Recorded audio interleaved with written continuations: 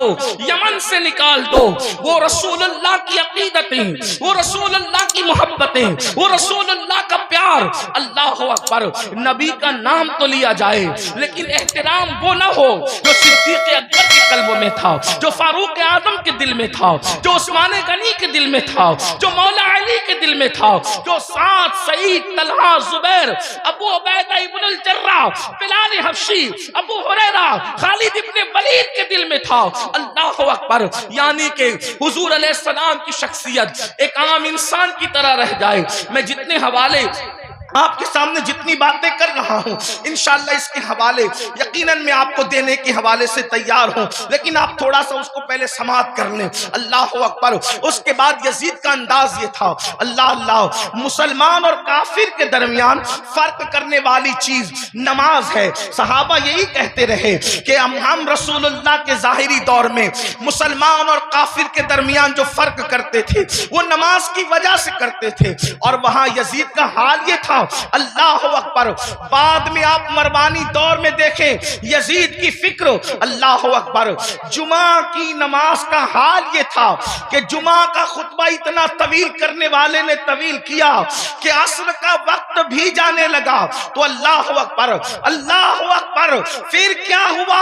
حضرت سیدنا عبداللہ ابن عمر جیسی ہستیوں نے ٹوکا تو اللہ اکبر. کہنے والے نے کہا کہ میں یہ چاہتا ہوں کہ آپ کے گردن کا بوجھ جو آپ کے جسم پر ہے اس کو ختم کر دیا جائے. میرے آقا علیہ الصلوۃ والتسلیم کے پیارے دیوانوں، اسی طریقے سے آپ دیکھیں یعنی کہ دین بدلنا، دین کا نام لے کر دین بدلنا، وہ دین جس میں نماز نہ ہو یعنی روح نماز، وہ دین جس کے اندر اللہ اکبر نشے کی مکمل طور پر کوئی رکاوٹ نہ ہو بلکہ نشہ کیا جاتا ہو. بلکہ یزید کے بارے میں حافظ ابن کثیر یہاں تک لکھتے ہیں کہ یزید اس نشیڑی کا اور نشہ کرنے والے کا نام ہے کہ جس نے سفر حج میں بھی شراب پینا بند نہیں کیا. وہ اس نے سفر حج میں بھی. سنبل والوں اور گرد و نواح سے آنے والوں، آپ سے پوچھنا چاہتا ہوں ہمارے ہندوستان کا کتنا بھی بگڑا ہوا آدمی اگر حج کے لیے جائے تو کم سے کم وہ سفر حج میں شراب نہیں پیتا. اللہ اکبر. لیکن وہ کس قدر بدبخت تھا، کس قدر بدترین اور پلید تھا ابن کثیر کے قول کے مطابق کہ اس نے سفر حج میں بھی شراب پی. اور بعض مورخین نے تو یہاں تک اس کے بارے میں کہا ہے کہ اس نے اشعار کہے. اگر مورخین نے انصاف سے کام لیا ہے تو میں اہل علم کی توجہ چاہتا ہوں، میں صرف ناقل کی حیثیت سے اس کو بیان کر دوں. اللہ اکبر. اس نے کہا کہ اگر دین محمدی میں شراب حرام ہے تو پھر عیسائی بن کر کے شراب پی لینا چاہیے. یہ اس کا نظریہ تھا. وہ بندر نچاتا تھا آپ کو پتا ہے، وہ بانسری بجاتا تھا آپ کو پتا ہے. اللہ اکبر. اور یہاں تک کہ خواجہ حسن نظامی جیسے لوگوں نے تو بہت بڑی باتیں اس کے بارے میں لکھی، لیکن میں بہت احتیاط کے ساتھ یہ بات کروں کہ یزید اس بدترین انسان کا نام ہے جس نے اپنی سوتیلی ماں پر تک پاپ کی نظر ڈالی. لوگوں نے اور آگے کے قصے لکھے ہیں، میں اس کی طرف نہیں جاتا، لیکن صرف اتنا کہنا چاہتا ہوں اس نے اپنی سوتیلی ماں پر بھی پاپ کی نظر ڈالی. شیخ محقق شیخ عبدالحق محدث دہلوی رحمت اللہ علیہ لکھتے ہیں اما جان سیدہ عائشہ صدیقہ کو اس نے بدترین گالی دی، اور وہ گالی شیخ محقق نے لکھا ہے لیکن مجمع میں میری بیان کرنے کی ہمت نہیں ہے. واللہ وہ سیدہ عائشہ صدیقہ جس کے بستر پہ قرآن نازل ہوتا ہو، وہ سیدہ عائشہ صدیقہ جس پہ تہمت لگتی ہو، تو اللہ جس کی برات کا اعلان کرتا ہے، جس کی عصمت کا اعلان کرتا ہے، جس کی شان و عظمت کا اعلان کرتا ہے. سورۃ النور کی آیتیں جس کی طہارت کی گواہی دیتی نظر آتی ہو. میرے امام کہتے ہیں شمع دل مشکاۃ تن سینہ زجاجہ نور کا، تیری سیرت کے لیے آیا ہے سورہ نور کا. اللہ اکبر. وہ اتنی گندی گالی دی ہے اس کا ذکر نہیں کیا جا سکتا. یہ یزید تھا. اب آپ سے پوچھنا چاہتا ہوں اللہ اکبر. یزید کے یہاں باپ کا کوئی احترام نہ تھا، اس لیے کہ ابن کثیر یزید کو آپ اٹھا کر کے پڑھیں تو وہ اپنے والد سے دور دور ہی رہا، بلکہ وہ یہود اور نصارہ کے ماحول میں رہا. کتوں سے محبت کرنا، بندروں سے محبت کرنا، بانسری کا معاملہ، یہ ساری چیزیں. اور پھر اس کے بعد اس کے اکثر دوست جو تھے وہ یہود و نصارہ تھے. میرے آقا علیہ السلام کے پیارے دیوانوں، اب ایسا شخص جو ہے وہ کرسی پر، وہ بھی کون سی کرسی، وہ بھی کون سا تخت، وہ بھی کون سی منزل، وہ بھی کون سا مقام، جس مقام پر افضل البشر بعد الانبیاء بالتحقیق صدیق اکبر بیٹھ چکے تھے، اس کرسی پہ وہ بیٹھ رہا تھا.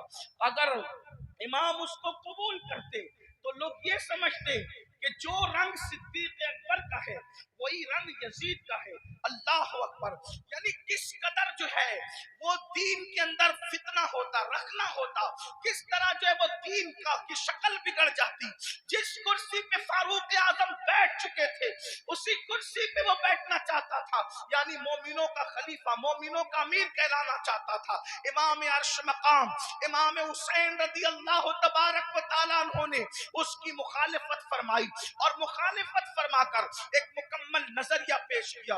علی اکبر جیسا جوان خاک و خون میں تڑپتا ہوا دیکھا جائے گا، علی اصغر جیسا شہزادہ کربلا کی زمین پر دفن ہوتا ہوا دیکھا جائے گا. سکینہ کے چہرے پر تماچے لگتے ہیں، حسین اس کو برداشت کر لیں گے.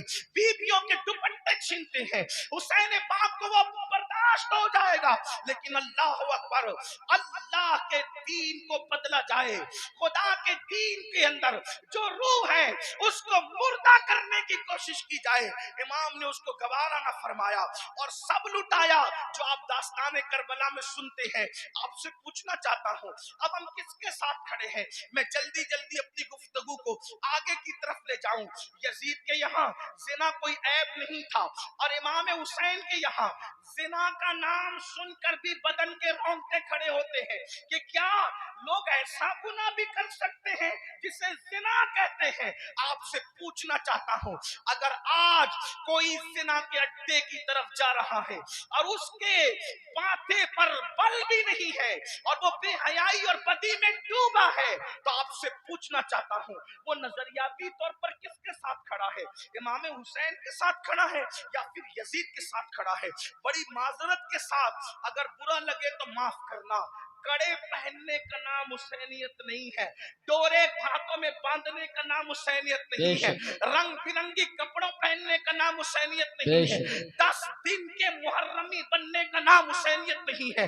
حسینیت کیا ہے؟ حسینیت یہ ہے اگر دین کے تحفظ کے لیے گھر لٹانا پڑے تو گھر لٹا دو، اولاد لٹانا پڑے تو اولاد لٹا دو، حتیٰ کہ جان بھی قربان کرنا پڑے تو جان بھی قربان کر کے بتا دو جان اہم نہیں ہے، اللہ کا دین ہے. اللہ یا رسول.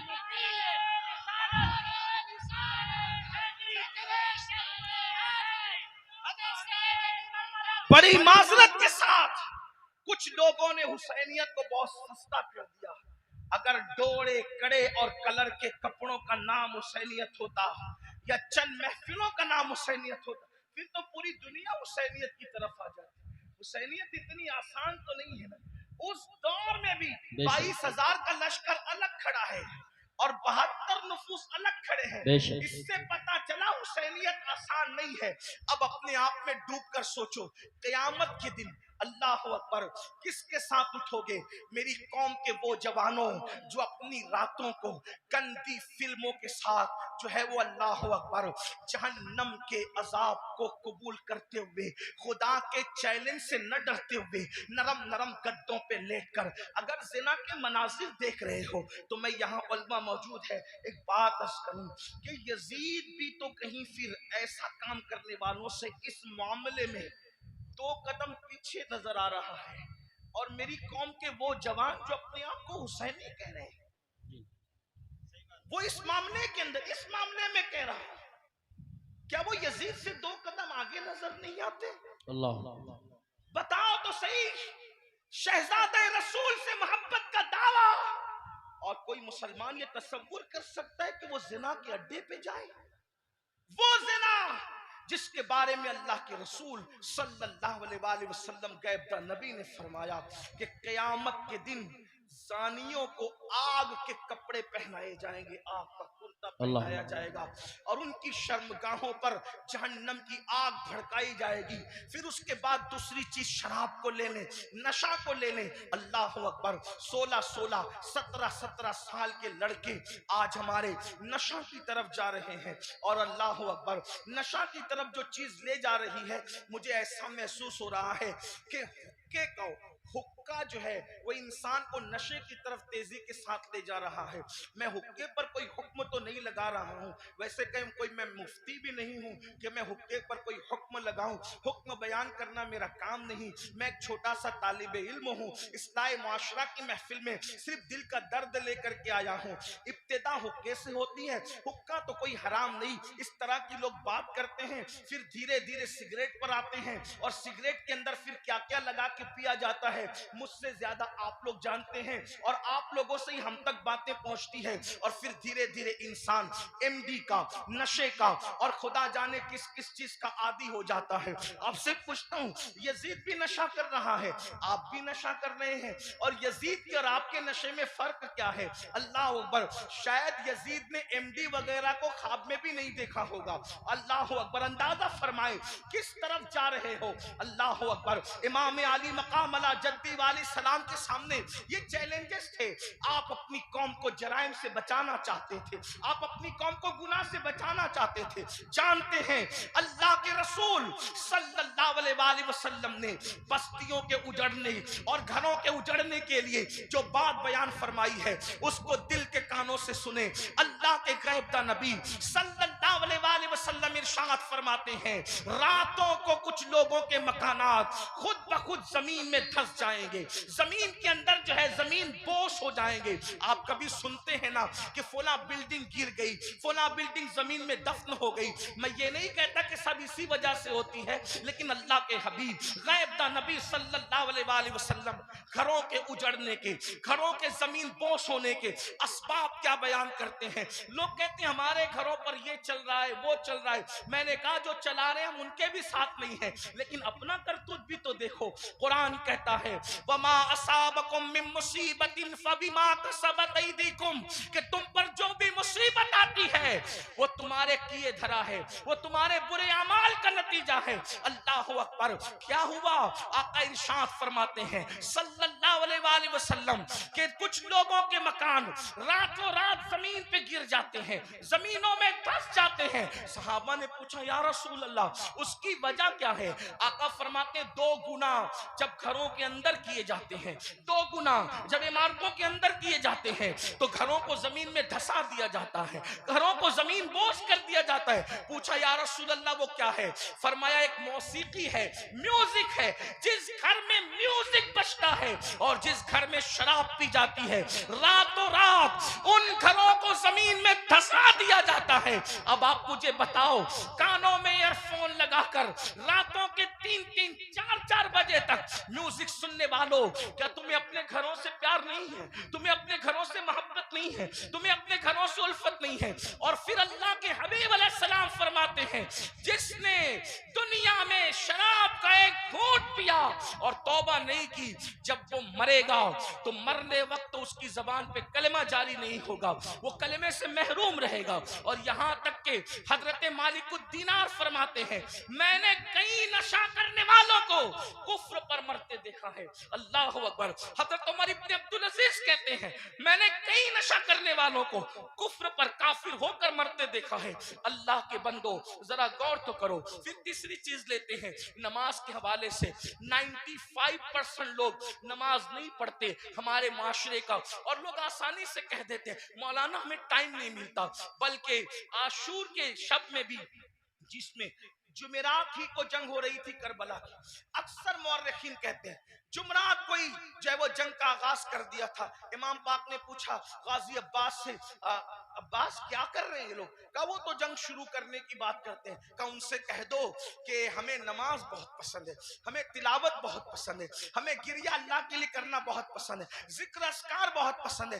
وہ جنگ تو ہونی ہے لیکن ایک رات کی وہ ہمیں مہلت دے دے تاکہ آنے والی رات شب عاشور ہے اس پہ ہم اللہ کی عبادت کریں, گریہ وزاری کریں. آپ سے پوچھتا ہوں, امام تو مہلت لے رہے ہیں عبادت کے لیے, اور اللہ رب العزت نے ہمیں پوری زندگی دی ہے, عبادت کی طرف نہیں آتے. کتنی سادگی سے انسان کہتا ہے مولانا ٹائم